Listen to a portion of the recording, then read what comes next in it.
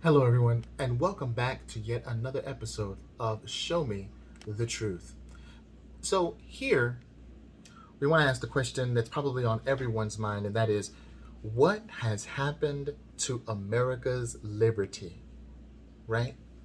America, blessed with great natural resources and a moral, hardworking citizenry, became the envy of the world through its liberties and abundant opportunities.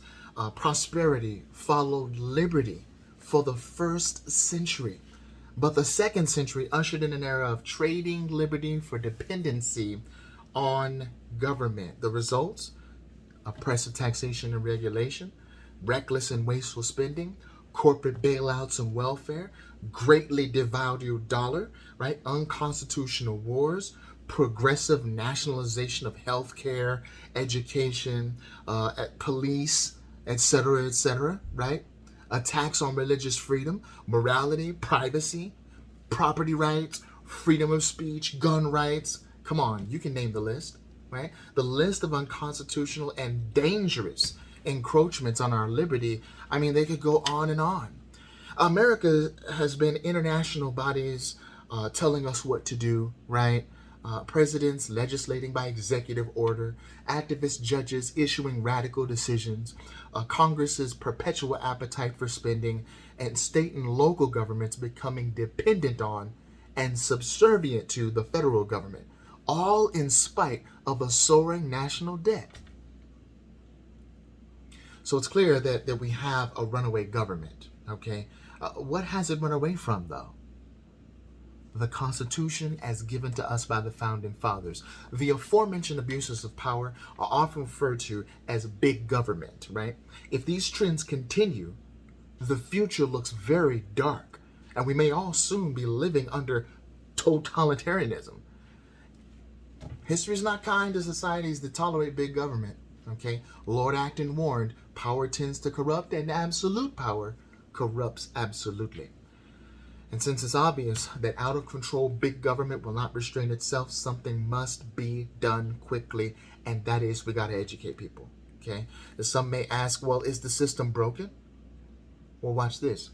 Many voters put all their trust into a political party, right? In hopes that they're the ones that are going to fix Washington. However, our runaway government is not a partisan issue. You see, in order to solve the problem correctly, you must define the problem. It's not a partisan issue at all, as both major political parties have helped grow big government by not following the Constitution's limitations. You see, without limitations, the American Republic ceases to exist. But the founders gave us Article 6 to ensure limitations were enforced. You can track which congressmen are actually following these limitations through the Freedom Index, a scorecard published by what is called the New American Magazine that shows how every member of Congress voted compared to what's authorized by the Constitution. All right, so you can actually look that up at thenewamerican.com. You know, we even have one for state legislators, right? I actually gave one to a state legislator. And so, man, they're a blessing, right, to help one another, right? If you're a legislator out there, increase your report card, so to speak, okay? Unfortunately, right, the average scores for the congressional cards are usually very low, right? And it may be because of ignorance. If a majority in the House of Representatives, right, 218, would uphold their oath as required by Article 6 and vote against all legislation not authorized by the Constitution, Freedom Index scores would skyrocket and the federal government would shrink dramatically. Okay? The Constitution is the one that has the solutions, okay, for these problems that are in our government. For instance, Congress has the constitutional power and duty to regulate the courts. Okay? You got to see Article 3 and Section 2 for that. Okay? By which it can rein in judicial activism. The House of Representatives controls the purse strings, Article 1, Section 7, and therefore can rein in unconstitutional executive branch agencies. Congress can also remove any federal official by impeachment. That's Article 2, Section 4. And if Congress is negligent in its duties and unfaithful to the Constitution, well, we the people have the power to replace the entire House of Representatives and 1/3 of the Senate every 2 years. In other words, we have the power to fix our government whenever we choose by using the constitutional tools our founding fathers gave to us. So why are most congressmen, regardless of their fidelity to the Constitution, so often reelected? Well, polls indicate that although voters disapprove of the job Congress is doing as a whole, they like the job that their congressmen are doing. Congressman James Garfield, representative in Ohio, 4 years prior to being elected the 20th U.S. president in 1880, provided this thoughtful analysis on July 4th, 1876. Now more than ever before, the people are responsible for the character of their Congress. If that body be ignorant, reckless, and corrupt, it is because the people tolerate ignorance, recklessness, and corruption. If it be intelligent, brave, and pure, it is because the people demand these high qualities to represent them. His words ring all the more true today as Americans have allowed government to deviate from the Constitution. So, to answer the question, is the system broken? No. It's working exactly the way it was designed. The problem is the shortage of constitutionalists working in concert to lead the country back to sanity. You see, the solution is education. The solution is to create well-informed leaders with a well-rounded understanding and appreciation for the Constitution, who will work to oppose constitutional violations and influence a majority of voters. Now, does education and influence work? Well, just ask big government advocates. This is what they've been doing for ages, and it's producing the results that they want. Americans are succumbing to not just big government, but big socialism as well. The 2016 presidential campaign featured a self-described socialist who won large support among Democratic and independent voters. To demonstrate the need for education, right? It would be awesome if every elementary school student, high school student took a constitutional quiz, right? Just 10 questions like maybe you can fill in the blank. The enumerated powers of Congress are found in Article blank, Section blank, right? Or maybe what are the 3 things that Congress is authorized to spend money on? We got to get back to our schools teaching the Constitution, okay? So let's do this. Let's remember something, okay? In 1831, Alexis de Tocqueville, a famous French political theorist, this is what he said about America, all right? He said every citizen is taught the history of his country and the leading features of its constitution. It is extremely rare to find a man imperfectly acquainted with all these things and a person wholly ignorant of them. That's sort of a phenomenon. But sadly now, the opposite is true, isn't it? Anyone who is even vaguely acquainted with the Constitution and the true history of the country is a rarity. And that is the root of the problem. Government has grown out of control by disregarding the rules. They don't play by the rules because we, the people, don't know the rules to ensure they get enforced. Government abuses will cease when government is brought back into compliance with the rules. To rein in big government, we must learn the rules and hold our local, state, and federal officials accountable to them. The answer is in obeying the Constitution. So understanding just a few basic principles is key to obeying the Constitution. Let's start with independence and move into few and defined powers. After declaring that all men are created equal and endowed by their Creator with certain unalienable rights. Unalienable, not unalienable, but unalienable, not able to be transferred. Okay? And after that, America's founders fought and won a war for independence from an out-of-control monarchy. This left 13 free and independent states united under the Articles of Confederation. Then they created the Constitution, which delegated certain powers to a new United States federal government. The Constitution is a set of rules that governs the government, not the people. Okay, I gotta say that again. The Constitution governs the government and not the people. Three of America's prominent founding fathers, James Madison, Alexander Hamilton, and John Jay, they wrote a series of letters to the editor explaining the new Constitution. This collection of letters is still published as, that's right, the Federalist Papers. James Madison, known as the father of Constitution, summarized the new Constitution in Federalist 45. He said the powers delegated by the proposed Constitution to the federal government are few and defined. Say it with me, few and defined. Those which are to remain in the state governments are numerous and indefinite. Numerous and indefinite. Isn't that sweet? Okay. The former will be exercised principally on external objects as war, peace, negotiation, and foreign commerce, with which last, right, the power of taxation will, for the most part, be connected. The powers reserved to the several states will extend to all the objects which, in the ordinary course of affairs, concern the lives, liberties, and properties of the people, and the internal order, improvement, and prosperity of the state.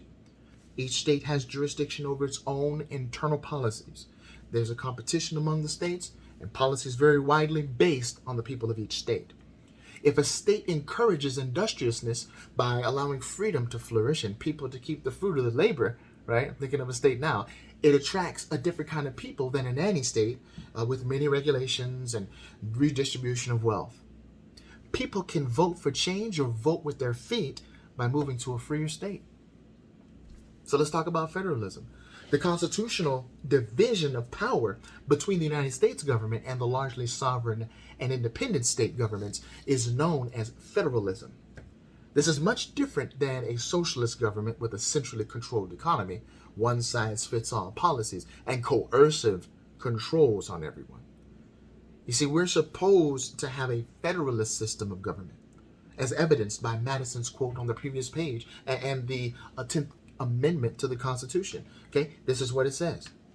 The powers not delegated to the United States by the Constitution, nor prohibited by it to the states, are reserved to the states respectively or to the people.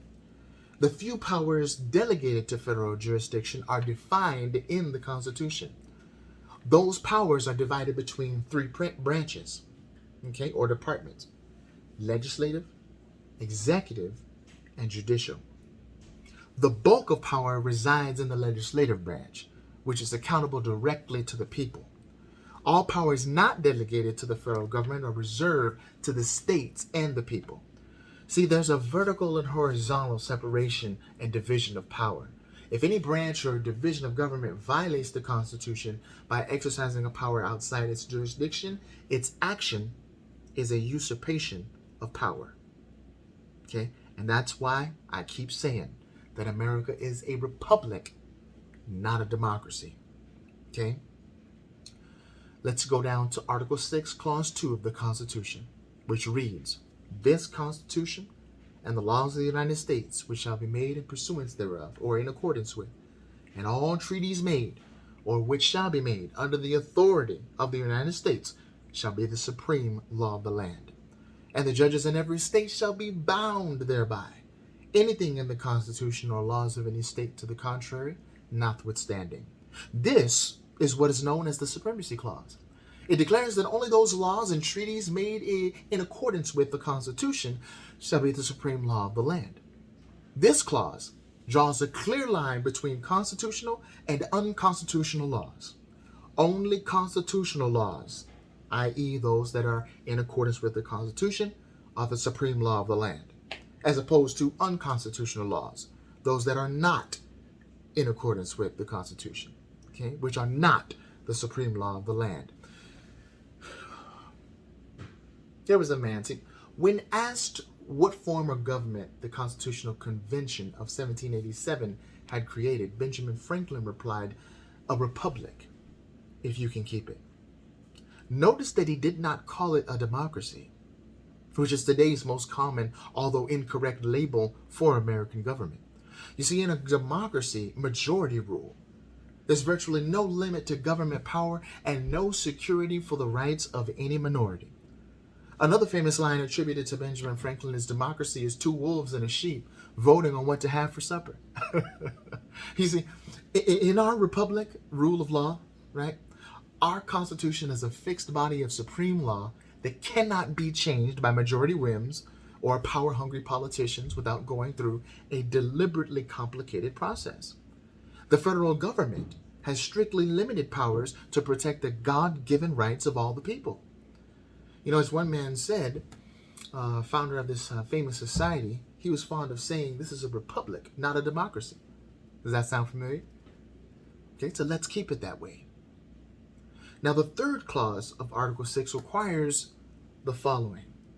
The senators and representatives, okay, and the members of the several state legislatures, and all executive and judicial officers, both of the United States and of the several states, shall be bound by oath or affirmation to support this Constitution, but no religious test shall ever be required as a qualification to any office or public trust under the United States. Now, this clarifies the duty of all government officials who are bound by oath or affirmation to uphold the Constitution and laws made in accordance with it, not in violation thereof.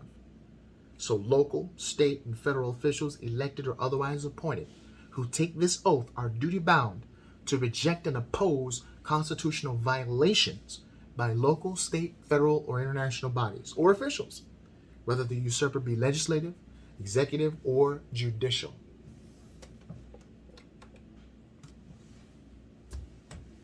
You know, you've seen several examples showing that federal officials are guilty of gross constitutional violations, but they aren't the only ones.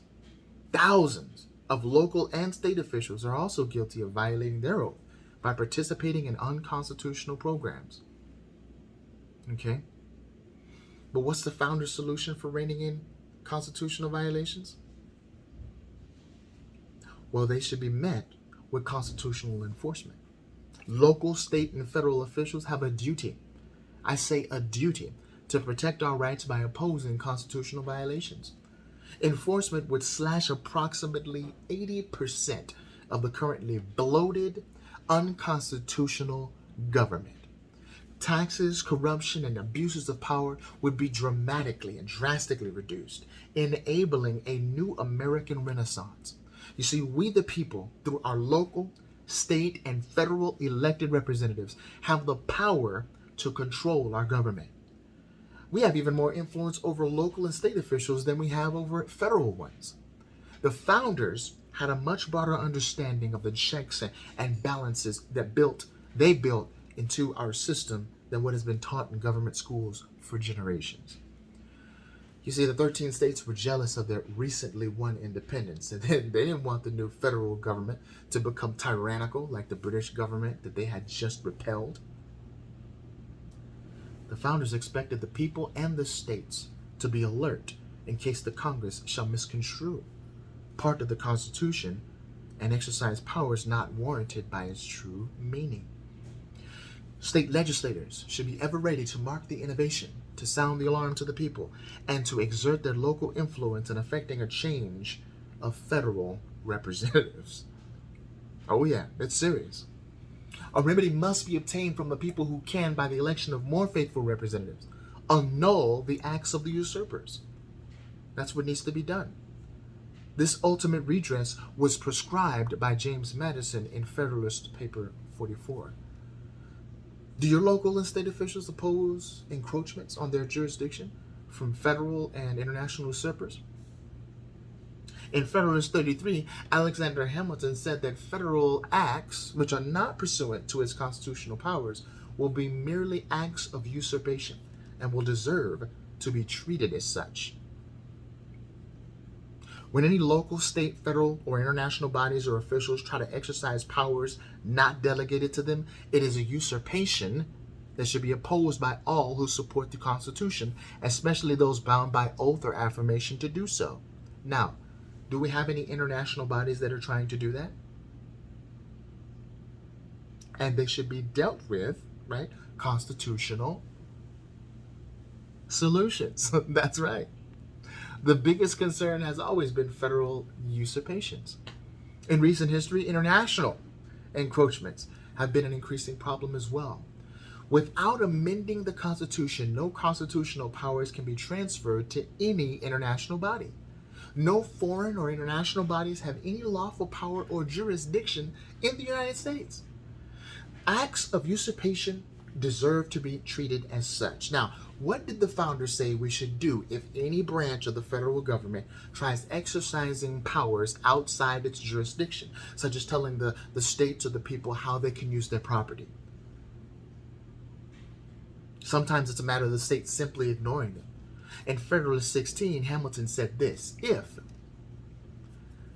the state legislators be necessary to give effect to a measure of the Union, they have only not to act or to act evasively, and the measure is defeated. States should not comply with federal encroachments or international ones or participate in unconstitutional programs. Doing so is a violation of the oath taken by state officials or local ones. James Madison added in Federalist 46, the means of opposition to it are powerful and at hand. The disquietude of the people, their repugnance and perhaps refusal to cooperate with the officers of the Union, the frowns of the executive magistracy of the state, the embarrassments created by legislative devices, which would often be added on such occasions, would present obstructions which the federal government would hardly be willing to encounter. The state governments, with the people on their side, would be able to repel the danger. So see, you do have power. Let's talk about the executive magistracies, i.e. the governors. Have much influence, yes they do, to repel the danger when they use it. For them to make a stand, they must do so with the people on their side. What does that mean? The educated and informed electorate. Now, as to the legislative devices that states should use, Thomas Jefferson explained in the Kentucky Resolutions of 1798, whensoever the general government assumes undelegated powers, its acts are unauthoritative, void, and of no force. Where powers are assumed which have not been delegated, a nullification of the act is the rightful remedy. That every state has a natural right in cases not within the impact or the compact to nullify of their own authority all assumptions of power by others within their limits. That without this right, they would be under the dominion, absolute and unlimited, of whosoever might exercise this right of judgment for them. Simply stated, nullification is the reserved power to nullify or invalidate any unconstitutional action as defined by Article 6, not only by refusing to implement it, but also by declaring it null, void, and of no force within a jurisdiction. Writing in favor of nullification in the Virginia Resolutions of 1798, James Madison said that when the federal government exercises powers not granted in the Constitution, the states who are parties thereto have the right and are in duty bound to interpose. Now, what does interpose mean? Well, interpose means to place between. What Madison is referring to is the duty of government, local, state, or federal, to protect the God-given rights of the people by placing itself between them and any encroachment. In this case, encroachment by the federal government. This is the proper role of government. Interposition may take the form of nullification. Another example would be for the county sheriff to interpose by placing his deputies between constituents and unconstitutional federal bureaucrats, thereby protecting his constituents' rights. Now, there's actually been several instances of this taking place in recent history, including the states nullifying Real ID, as well as there are attacks on the Second Amendment. And so it's amazing what people are doing and standing up for their constitutional rights. And I'm so proud of it. And I'm sure that you are a part of that crowd. Folks, thank you so much for listening. We got part 2 coming up. We are not done. Okay, we're going to finish out with America is not a democracy. America is a republic, and we are just explaining the whole thing. Thank you so much for listening. Share this, like and share this video all around the place, because people need to know that America is a constitutional republic and not a democracy. Remember that we believe that education is our total strategy and truth our only weapon. God bless you all and have a great night.